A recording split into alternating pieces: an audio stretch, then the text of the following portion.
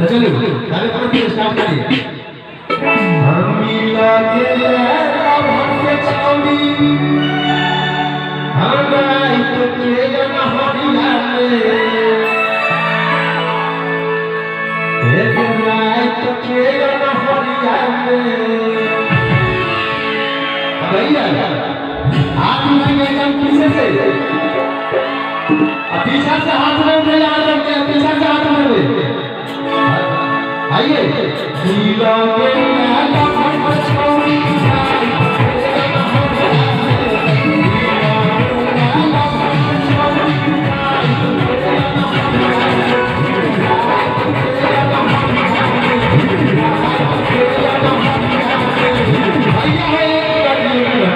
साथ में पीछा से ताली बजा के साथ में बहुत अच्छा लगा भैया पीछा से हाथ करेगा दूसरा क्या कर रहा भैया नीला के लाला भर छोड़ी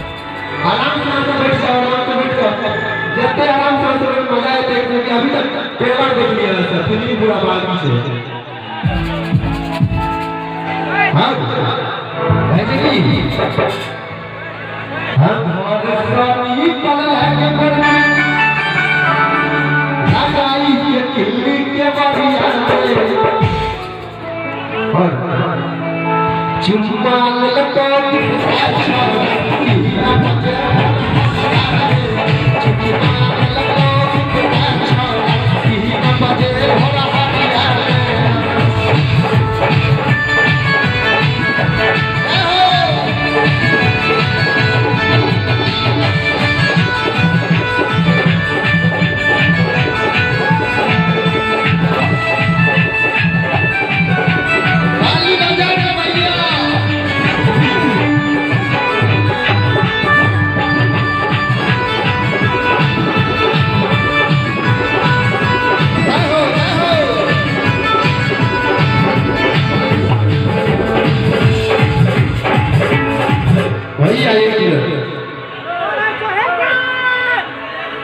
उतर सके छे भैया। हेलो सब आदमी के साथे साथे गावा के साथे साथे डांस करो के। हेलो भैया तैयार छे ना सब? कहे जगी कोई न बुझतो ही है कारण पाया खोई के रखला भितरिया में, लेकिन कोई न बुझतो ही है कारण पाया खोई के रखला भितरिया में। आराम से भैया आराम से। एक घर के भीतरिया में भैया एक मिनट चुम्मा ललको मोबाइल वाला भैया 3 बजे भोर हरिया। आओ चुम्मा ललको मोबाइल वाला भैया 3 बजे भोर हरिया में।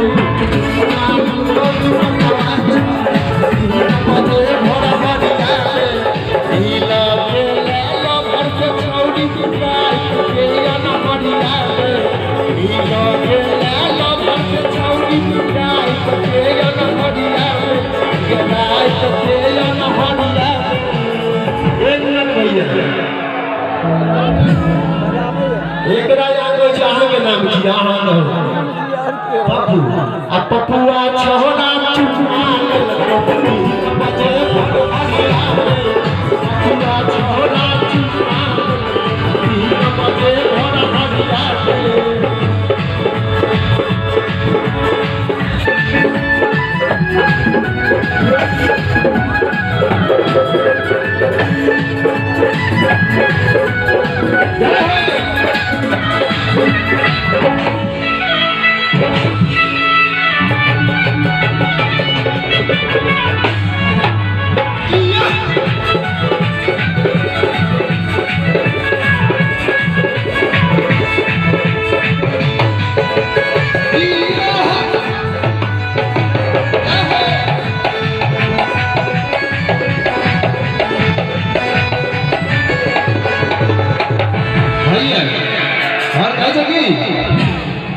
गायत्रिया नीलराई पर कमले सुगंध को रहबिया में।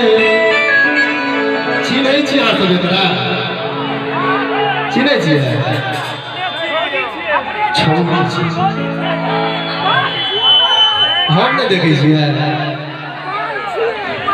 हर गायत्रिया नीलराई पर कमले सुगंध को रहबिया में। इतना फिल्म देखबै छै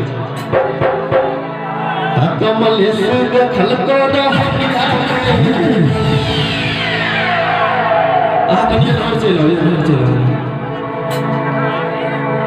ये मिथलेश देखल को रहबिया में। रारिया जाती हो आ कथी बुझो विजया गायत्रिया नीलराई पर कमलेश देखल को रहबिया में। कमलेश देखल को रहबिया में। कमलेश देखल को रहबिया में। और चुम्मा ललको विजया छोरा 3 बजे भोर हरिया में। चुम्मा ललको विजया छोरा 3 बजे भोर हरिया में। ताली बजाओ कर दे।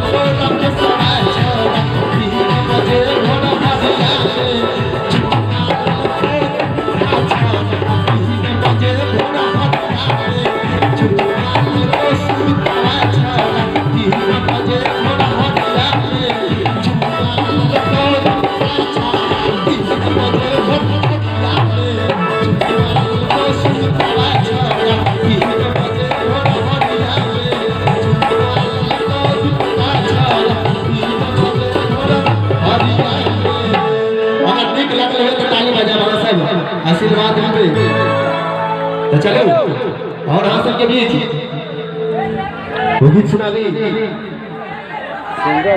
हाँ सब एल्बम के माध्यम से सुनने जरूर है।